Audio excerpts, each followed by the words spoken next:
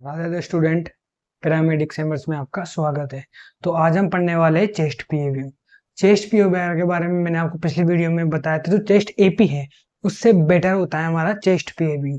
ठीक है, chest AP हमने पिछली वीडियो में कवर कर लिया था। ठीक है, आज हम पढ़ने वाले हैं चेस्ट पीएव्यू। चलो आप देखते हैं। देखो, चेस्ट पीओवी में सबसे पहले हम पढ़ेंगे indication. The chest X-ray is the most common radiological investigation. The PA view is frequently use to aid in diagnostic. देखो क्या होता है, जो हमारा पीएव्यू होता है ना, वो मोस्ट कॉमन व्यू। देखो, जब भी आप डॉक्टर के पास जाओगे कि आपके चेस्ट में कोई भी डिजीज हो गई है या कोई भी बीमारी हो गई है, हम उसको लेके डॉक्टर के पास जाते हैं। तो हमेशा डॉक्टर क्या करेगा, प्रिस्क्रिप्शन में मोस्ट फ्रिक्वेंटली जो व्यू लिखता है ना, वो लिखता है चेस्ट पीए। मैंने आपको बताया था चेस्ट पीए में एक्यूरेट जो भी आपकी थोरेसिक की बॉडी एनाटोमी है ना, वो मतलब बिल्कुल एक्यूरेट दिखाई देती है चेस्ट पीएव्यू के अंदर कंपेरेटिवली चेस्ट एपी। ठीक है, इसलिए जितनी भी डायग्नोस्टिक सेंटर है, जहां भी हम जाएंगे अपने डायग्नोस्टिक कराने के लिए, चेस्ट एरिया में कोई भी दिक्कत है, सांस लेने में प्रॉब्लम है, इन्फ्लामेशन है, XYZ कोई भी डिजीज है, तो वो जो प्रिस्क्रिप्शन लिखेगा डॉक्टर, उसमें नॉर्मली क्या लिखेगा, पीएव्यू लिखेगा। आगे देखते हैं। The PAView is frequently used to aid in diagnostic a range of acute and chronic condition involving all organ of the thoracic cavity। acute और chronic, देखो क्रोनिक और एक्यूट का मतलब होता है हमारे थोरेसिक केविटी में या फिर हमारे चेस्ट वाले रीजन में कोई ऐसी डिजीज जो या तो एक्यूट यानी सडनली कोई डिजीज हुई है, या फिर क्रोनिक यानी कि बहुत ही लंबे समय से हमारे को डिजीज चल रही है। ठीक है, इनके कारण क्या करते हैं, चेस्ट पे का हमारे क्या प्रिस्क्रिप्शन में व्यू लिखा जाता है कि आप चेस्ट पे कराए, या तो कोई आपके एक्यूट डिजीज हो यानी कि एकदम से आपके सीने में दर्द होने लग गया हो, या कोई आपके फॉरिन बॉडी पार्टिकल आपकी बॉडी में आ गया हो, या ब्लड निकलना स्टार्ट हो गया हो, XYZ कुछ भी। ठीक है, या तो क्रोनिक हो या एक्यूट है, तो एकदम से हुई है सडनली, बहुत टाइम से टीबी है, बहुत टाइम से आपके टीबी की समस्या अब दिखा, आप बहुत ज्यादा खांस रहे हो। ठीक है, तो ऐसा, तो इस वजह से क्या करते हैं हम पीएव्यू मोस्टली करने की सलाह देते हैं डॉक्टर्स वगैरह। नेक्स्ट हम आगे देखते हैं डिजीज। देखो डिजीज में क्या होते हैं, pneumonia, cardiomegaly, pneumothorax, pleural effusion, rib fracture और सीओपीडी। देखो निमोनिया में क्या होता है, जो हमारे लंग्स हैं, जो एयर सेक है, वो क्या होता है, इन्फ्लामेशन हो जाता है। एयर सेक का मतलब है जहां से हमारे जो गैसेस है वो ट्रांसफर होती है, उनमें या तो इन्फ्लामेशन हो जाएगा या उनमें इन्फेक्शन हो जाएगा। ठीक है, पस के कारण, जिससे क्या होता है, हमारे निमोनिया की शिकायत होना शुरू हो जाती है। नेक्स्ट हम इसके आगे देखेंगे कार्डियोमेगलाई। कार्डियोमेगलाई का मतलब सीधा सा है कि भाई जब भी हमारी जो हार्ट है उसकी शेडो नॉर्मल की बजाय थोड़ी बड़ी दिखाई देना। ठीक है, तो उसमें क्या होता है, हर डिजीज शामिल हो जाती है। इस वजह से क्या होता है, हम चेस्ट पीए ज्यादा करते हैं, क्योंकि चेस्ट एपी में तो वैसे नॉर्मली चेस्ट पीए की बजाय चेस्ट एपी जो होता है उसमें हार्ट की शेड थोड़ी बड़ी आती है। मैंने आपको पिछली वीडियो में इसमें बताया था इसके बारे में। Next pneumothorax. न्यूमोथोरेक्स का मतलब ये है कि हमारे लंग्स और जो बाहर की केविटी है, जो हमारे रिब केज है और लंग्स है, उसके बीच में क्या होना, एयर का बढ़ जाना, यानी कि जो हमारे लंग्स है उनमें उसमें सडनली एयर का लीक होना, that is called pneumothorax. Next हमारे पास आता है प्लूरल इफ्यूजन। हमारा जो लंग वाला एरिया है वहां पे क्या होना, पस या पानी का भर जाना। ठीक है, इसको देखने के लिए हम चेस्ट पे करते हैं। Rib fracture. रिब फ्रैक्चर का मतलब होता है हमारे रिब्स में कोई फ्रैक्चर आ जाना एक्सीडेंटल केसेस के अंदर। COPD, chronic obstructive pulmonary disease. इसका मतलब ये होता है कि भाई हमारे कोई भी हमारा एयर से हमारे ब्रोंकाई है, ठीक है, जो लंग्स है हमारे, उनमें क्या होना, कोई भी रुकावट आ जाना। ठीक है, दैट इज, इसलिए हम देखने के लिए करते हैं। इसके आगे देखिए पेशेंट पोजीशन। इसके आगे हम पढ़ेंगे patient is erect facing the upright image receptor, the surface, the superior aspect of the receptor 5 centimetre above the shoulder joint. हमारा जो पेशेंट होगा, देखो सबसे पहले जो हमारे पेशेंट की पोजीशन होगी, देखो वो कैसी होगी। नॉर्मली हमारा जो पेशेंट है वो उल्टा खड़ा होगा, जैसे ये है सामने की तरफ, तो वैसे यहाँ सामने रहेगा रिसेप्टर, इमेज रिसेप्टर सामने की तरफ रहेगा, और पेशेंट बिल्कुल यहाँ सीधा खड़ा होगा। ठीक है, देख इसके आगे हम देखिए the chin is raised as to be out of the image field. ठीक है, इमेज फील्ड, ये जो उनकी फेस जो रही, जैसे मान लो केसेट है, हमने यहां तक केसेट ली, शोल्डर के 5 सेंटीमीटर अबो है, 2 इंच अबो हमने केसेट ले ली। जो हमारा फेस है वो केसेट के किसी भी एरिया के अंदर नहीं आएगा, वो केसेट के बाहर की तरफ रहेगा। यानी केसेट के ऊपर हमारा जो चिन वाला एरिया है वो हम केसेट के ऊपर रख लेंगे, ताकि वो हमारी इमेज फील्ड के अंदर रुकावट ना बने या फिर सुपर इंपोजिशन के कारण ना बने। नेक्स्ट इसके आगे हम पढ़ेंगे the shoulder are rotate anteriorly to allow the scapula to move laterally of the lung field and this can be achieved by hand place on the posterior aspect of the hip elbow partially flex rolling anterior. देखो the shoulders are rotate anterior, जो shoulder होगा सबसे पहले हमने ये कर रहे हैं, जो शोल्डर होंगे कैसे सामने की तरफ है, हमारा जो हमारा हेड है चिन्ह है वो ऊपर की तरफ है, और हमारे जो शोल्डर है वो सामने की तरफ क्या होंगे, झुके हुए होंगे, हल्के से झुके हुए होंगे, यानी कि आगे की तरफ होंगे। जिससे क्या होगा, जो हमारे पीछे स्केपुला वाली जो बोन है ये क्या हो जाएगी, सेपरेट हो जाएगी साइड में से, क्या हो जाएगी, सेपरेट। यानी कि जैसे स्केपुला बोन मान लो ऐसे है तो वो हल्की से लेटरली साइड बाहर निकल जाएगी, जिससे क्या होगा, वो सुपर इम्पोजिशन नहीं करेगी। ठीक है, scapula to move laterally off the lung field, and lung field से क्या होगी, वो लेटरली बाहर तरफ निकल जाएगी। And this can be achieved by hand placement, hand placed on the posterior aspect. ये हमें कैसे मिलेगा, जब हम अपने हाथों को क्या करेंगे, पोस्टीरियर साइड यानी कि बाहर की तरफ से, पीछे की तरफ से बाहर की तरफ निकालेंगे। Of the hip elbow partially flexed rolling anterior, जो हमारे हिप और एल्बो है ना, वो एल्बो है जो हिप पे क्या रहेगी, हिप रहेगा उस पे पार्शियली यानी कि बाहर की तरफ मूवमेंट करती हुई सी दिखाई देगी, यानी कि शोल्डर बाहर। ठीक है, ये हिप पे हमारा हाथ रहेगा ऐसे। ठीक है, फ्लेक्स रहेगी यानी कि हल्की सी अंदर की तरफ रहेगी, एक्सटेंशन में बाहर की तरफ रहती है, फ्लेक्शन में अंदर की तरफ, यानी कमर पे हमारी रहेगी और बाहर की तरफ मूव होती हुई रहेगी, शोल्डर बाहर इस अंदर की तरफ, बाहर की तरफ निकले होंगे, केसिट की तरफ, पीछे नहीं केसिट की तरफ निकले हुए होंगे। ठीक है, next, hand are placed around the image receptor in a hugging motion. जो हमारे हैंड होंगे ना, जैसे इमेज रिसेप्टर है, एग्जांपल एक चलते हैं, जो हमारे हैंड है, या तो पहली कंडीशन तो ये हो सकती है कि अगर पेशेंट ऐसे करने में कंफर्टेबल, ठीक है। सेकंड, हमारे जो शोल्डर है वो डिप्रेस रहेंगे, और हाथ है वो इमेज रिसेप्टर सामने की तरफ है, और हाथ है जो इमेज रिसेप्टर के पीछे की तरफ हम कर लेंगे, ऊपर की तरफ, जिससे जो हमारा स्केपुला है वो लेटरली साइड में हो जाएगी, रोटेट हो जाएगी। शोल्डर आर डिप्रेस्ड, जो हमारे शोल्डर होंगे वो क्या होंगे, डिप्रेस होंगे, यानी कि नीचे की तरफ होंगे और ऐसे बाहर की तरफ निकले हुए होंगे। तो ये हो गया चेस्ट पीए व्यू की पेशेंट पोजीशन और इंडिकेशन। इसके बारे में पहले हमने डिजीज भी इसमें डिस्कस की है कि कौन कौन सी डिजीज मोस्टली इसमें हो सकती है। तो चेस्ट पीए देखो नॉर्मल, इसलिए देखो जितने भी हमारे चेस्ट में व्यू है, ठीक है, वो हर एक व्यू एक अलग प्रोस्पेक्टिव के लिए है, मतलब वो हर एक व्यू जो है वो एक अलग बीमारी को डिफाइन करता है। ठीक है, तो चेस्ट पीए जो है वो एक नॉर्मल व्यू है कि भाई चेस्ट पीए में जो भी बीमारी हमें दिखाई देती है, जैसे एग्जांपल हमारे लंग्स एरिया में पस भर गया, पिलरी फिजन हो गया, पानी भर गया लंग्स एरिया में, अगर हम चेस्ट पे करेंगे तो उसमें हमें ऑलरेडी लंग्स एरिया में ग्रे ग्रे कलर में जो हमारे जो वाटर है, जो पस है वो दिखाई देगा। अगर हमें ये चेक करना है कि ये जो पस है वो कितने लेवल तक ऊपर है, कितने एरिया, कितना ऊपर तक भरा हुआ है, तो हम क्या करेंगे, लेटरल डेक्यूपिटस व्यू करेंगे, जो आगे वीडियोस में आने वाला है। तो उस एरिया, उस व्यू के अंदर क्या पता चलेगा, हम पेशेंट में लेटेगा, उसके बगल में जो साइड वाला लेटरल एरिया, यहाँ कैसे लगेगी, तो उससे पता लग जाएगा कि जो पस वाला जो एरिया है, जो पस भरा हुआ है जिस एरिया में, वो कितनी लेवल तक भरा हुआ है, या फिर कोई फॉरिन बॉडी पार्टिकल अंदर है तो कितना अंदर तक गया हुआ है, बॉडी के कौन से ऑर्गन तक वो गया हुआ है। तो ये है पीए व्यू। मोस्टली इसलिए कहा जाता है, ये मोस्टली सडनली कि भाई हाँ ठीक है चेस्ट में दिक्कत है तो अपन पीए व्यू सजेस्ट कर देते हैं। इसके बाद हम आगे की प्रोसीजर करते हैं कि भाई इसकी एमआरआई करवानी है, सीटी करवानी है, ठीक है, या फिर उसके अलावा हमें और भी कोई दूसरी चीज, अगर भाई डेक्सा करवानी, पर्टिकुलर किसी बोन के बारे में पता करना है, ठीक है। तो इस वजह से क्या है, नॉर्मली प्रिस्क्राइब हमें क्या करते हैं डॉक्टर, पीए व्यू प्रिस्क्राइब करते हैं। तो इसके बारे में हम सब समझ चुके हैं कि इंडिकेशन में हम क्या देखते हैं, डिजीज कौन कौन सी होती है, पेशेंट पोजीशन में हम कैसे करेंगे, फेस कहाँ रखेंगे, ठीक है। नॉर्मली देखो ऐसे भी होता है, सामने रिसेप्टर होता है, जो हैंड है वो रिसेप्टर के पीछे की तरफ हमारे अलाइन होंगे हगिंग मोशन के अंदर, ठीक है, और जो हमारा चिन्ह है वो इमेज रिसेप्टर के ऊपर रहेगा, जिससे कि इमेज फील्ड के अंदर जो भी हमारी कैसेट है उसमें वो सुपर इम्पोजिशन कांड ना बने, शोल्डर डिप्रेस रहेंगे, प्रॉपर रहेंगे, ताकि स्केपुला बाहर की तरफ लेटरल निकल जाए, और जो भी हमारे रेडियोग्राफ आएगा उसमें स्केपुला किसी भी टाइप का सुपर इम्पोजिशन ना दिखाए, ठीक है। नेक्स्ट अब हम इसके आगे पढ़ते हैं। देखो चेस्ट पे में हमने अब पढ़ेंगे हम चेस्ट इंस्पिरेशन।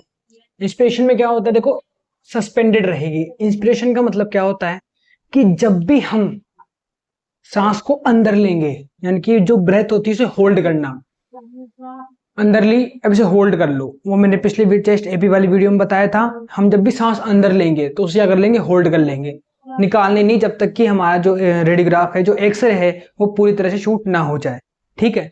तो तब तक वो क्या रहेगी, सस्पेंडेड रहेगी। Centre point, the level of the T7 यानी कि 7th थोरेसिक वर्टिब्रा। अब देखो ये क्या होती है, सबसे पहले जो जैसे एग्जांपल हम खड़े हैं यहाँ पे, ठीक है, जो हमारी T7 होगी ना, यानी कि ये सर्वाइकल हो गई, ठीक है, ये पीछे हो गई थोरेसिक यानी कि जहां से हमारा रिब केज जुड़ा हुआ है, ठीक है, यहाँ पीछे। तो यहाँ से 1 2 3 यहाँ पे जो 7th वाली जो रिब केज आएगी ना, 7th थोरेसिक वर्टिब्रा पूरी कितनी होती है, 12 होती है।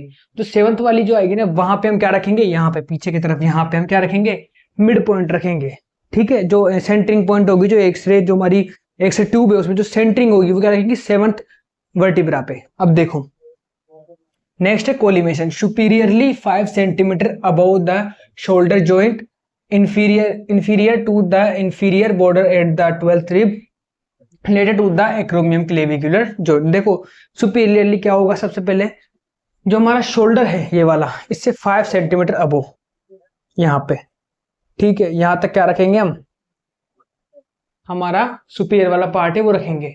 इन्फीरियर वाला पार्ट क्या है, हमारी नीचे वाले यहाँ तक, जो लास्ट वाली जो हमारी रिब्स आती है वहां तक हम रखेंगे, 12 रिब्स के इन्फीरियर वाले पार्ट तक, ठीक है। लेटरल कहां तक आएगा, एक्रोमियम क्लेविकुलर, क्लेविकल का और हमारे स्केपुला का एक्रोमियम जो प्रोसेस होता है उन दोनों के बीच में जो जॉइंट बनता है वो क्या होगा, हमारा लेटरल वाला पोर्शन होगा। नेक्स्ट इसके आगे हम पढ़ते हैं ओरिएंटेशन, वो हम क्या रखेंगे, पोर्ट्रेट भी रख सकते हैं, लैंडस्केप भी। अब देखो लैंडस्केप और पोर्ट्रेट कहाँ काम में आते हैं, देखो अगर कोई पेशेंट पतला है जो हमारे केसेट के पोर्ट्रेट साइड्स में अगर परफेक्टली फिट हो रहा है, ठीक है, तो हम उसका पोर्ट्रेट में लेंगे। अगर कोई पेशेंट हमारा ऐसा है जो पोर्ट्रेट में फिट नहीं हो पा रहा है, डबल एक्सल ट्रिपल एक्सल है, 4 एक्सल को पेशेंट है, तो उस समय पे हम क्या करेंगे, उस समय हम करेंगे कि जो हमारी केसेट है उसको हम क्या करेंगे, लैंडस्केप में ले लेंगे, ठीक है, जिससे कि उसका चेस्ट एरिया है वो कवर हो जाए। इसके अलावा मैं आपको इंस्पिरेशन जो हमारी जो सांस हम लेते हैं ना, इंस्पिरेशन होल्ड करते हैं, उसके बारे में कुछ बातें बताना चाहता हूँ कि जैसे अगर बाई चांस अगर हमने सांस छोड़ दी, अगर हम जैसे एग्जांपल रेडियोग्राफ चल रहा है, पेशेंट ने सांस छोड़ दिया, आप उसे बोलना भूल गए, ठीक है, तो जो हमारा रेडियोग्राफ निकल के आएगा उसमें क्या होगा, white white lines dot dot से दिखाई देने लग जाएंगे, व्हाइट व्हाइट लाइन जैसे पेड़ों की शाखाएं होती है ना, उस टाइप से हमारे जो ना हार्ट के पास से जो बीच में स्टर्नम है उसके पास से व्हाइट व्हाइट शेडो दिखाई देने लग जाएगी। उसी कारण क्या लगेगा, उसके में हमें लगेगा लंग्स में कोई इन्फेक्शन है, ठीक है, या कोई धब्बे आ गए हैं लंग्स के अंदर, कोई डिजीज है, तो वो हमें दिखाई देने लगती है। जो रेडियोग्राफ होता है वो क्लियर नहीं आता, तो इस बात पे बहुत ज्यादा हमें ध्यान देना होता है कि जब भी हम एक्सरे कर रहे हैं किसी पेशेंट का, उसकी जो रेस्पिरेशन है उसे हम क्या करेंगे, सस्पेंड करवानी होगी। जब भी वो सांस लेता है, इंस्पिरेशन करता है, उसको हमें सस्पेंड करवाना बहुत जरूरी है, ठीक है। उसके बाद हम पढ़ेंगे डिटेक्टर साइज, 14x14 में या 14x17 इंचेस में हम लेंगे। एक्सपोजर है केवी हम लेंगे 60 से 70 और एमएस है वो लेंगे 20 to 25। देखो केवी और एमएस ये दोनों डिपेंड करते हैं पेशेंट पे। एग्जांपल कोई पतला पेशेंट है, आप उसमें नॉर्मली 10 से 12, ठीक है, 12 से 15, ठीक है, ये एमएस रख सकते हो। और जो केवी है वो 60-70 आप नॉर्मली, 50 से 55 नॉर्मली आप केवी रख सकते हो। अगर कोई पेशेंट हेल्थी है, ठीक है, डबल एक्सल है, ट्रिपल एक्सल है, तो उस टाइम पे आप क्या करोगे, जो केवी एमएस है तो थोड़ा सा इंक्रीज कर दोगे। एग्जांपल आपने 70 केवी कर ली, ठीक है, और 20 से 25 नॉर्मली आप एमएस करके रेडियोग्राफ शूट कर सकते हो 150 एमएस, जो 150 की जो टेक्निक होती है उस पे। नेक्स्ट हम उसके आगे बताएंगे एफएफडी 180 सेंटीमीटर होती है, जिससे क्या होता है, जो हार्ट की और बाकी जो हमारी बोन से ऑर्गन है जो हमारे चेस्ट एरिया में इंक्लूड होते हैं, उनकी जो इमेज साइज है वो क्लियरली आ सके, ठीक है, इसलिए हम 180 सेंटीमीटर लेते हैं एफएफडी, ठीक है। ग्रिड हम रखेंगे यस, ग्रिड क्या रखेंगे हम, ग्रिड हम यस रखेंगे। रेडियोग्राफिक अपीयरेंस, देखो अब हमारा जो मेन है वो स्टार्ट होगा। हमने सब कुछ पढ़ लिया, इंडिकेशन पढ़ ली, पोजीशन पढ़ ली, डिजीज पढ़ ली। अब हम पढ़ेंगे रेडियोग्राफिक अपीयरेंस की। जब भी हम लास्ट में हमारा रेडियोग्राफ निकलता है, हमारी जो शीट निकलती है, उसको निकलने के बाद जब हम रिपोर्ट तैयार करेंगे तो उस रिपोर्ट के अंदर हमें क्या क्या मेंशन करना होगा, ठीक है, तो वो देखते हैं हमें क्या क्या दिखेगा हमारे रेडियोग्राफ के अंदर। Lung field should be visible and abscess, जो हमारे लंग फील्ड होगी, यानी कि जो हमारी लंग्स की, जो हमारे जो फेफड़े या लंग्स है उनकी शेडो हमें दिखाई देगी। लंग अपाइसिस का मतलब, एब्सिस का मतलब होता है जो लंग्स का जो अपर पार्ट है जहां से हमेशा इन्फेक्शन स्टार्ट होता है, वो भी हमें शो होगा। The chin should not super impose any structure, जो हमारा चिन है, मैंने बताया था आपको, चिन को हम हमेशा केसेट के ऊपर के साइड रख देते हैं, जिससे क्या होता है वो हमारे जो चेस्ट एरिया में कोई भी एरिया है, कोई भी पर्टिकुलर बोन है, उसे क्या करता है, सुपर इम्पोज नहीं करता।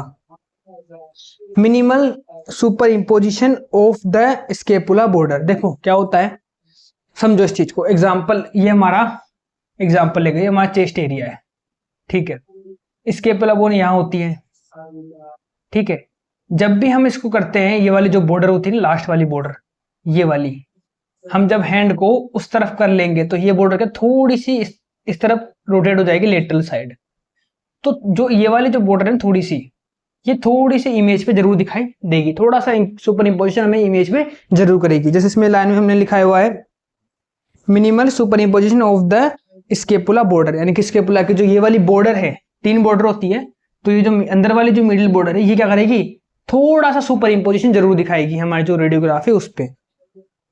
स्टेर्नोक्लेविकुलर joint equal distance and same horizontal plane. देखो सेम हॉरिजॉन्टल प्लेन का मतलब क्या होता है, हम माले व्यू कर रहे हैं तो जो हमारी जोन बोन है वो सेम डिस्टेंस, ठीक है, और same horizontal plane. Horizontal plane का मतलब था बिल्कुल सीधा, ठीक है, बिल्कुल इस टाइप से प्लेन, जैसे ये वाला जो प्लेन होता है, ये वाला, ये जो प्लेन होता है ये होता है सीधा हॉरिजॉन्टल। तो जब भी ये जो स्केपुला बोन है ये वाली, ये दोनों इक्वल डिस्टेंस पे होनी चाहिए, ठीक है। दूसरी चीज, इनका जो प्लेन है वो सीधा होना चाहिए हॉरिजॉन्टल, मतलब ना तो ऐसा होना चाहिए कि मान लो एक स्केपुला ऐसे हो रही है, चेस्ट थोड़ा ऐसे, मतलब टेढ़ी वेढ़ी नहीं, बिल्कुल सीधा होना चाहिए। ये दोनों जो प्लेन्स है ये दोनों क्या होना चाहिए, बिल्कुल सीधे होने चाहिए, हॉरिजॉन्टल होने चाहिए, बिल्कुल सीधे, ठीक है। यानी पेशेंट हल्का सा झुक रहा है या इस तरफ झुक रहा है पेशेंट, ये चीज नहीं होनी चाहिए। नेक्स्ट हम इसके आगे पढ़ेंगे, rib heart and thoracic cage are seen, यानी कि हमारी रिब्स दिखाई देगी, हर्ट दिखाई देगा, थोरेसिक केज दिखाई देगी, और हमारी जो स्टर्नम बोन है वो हमें दिखाई देगी।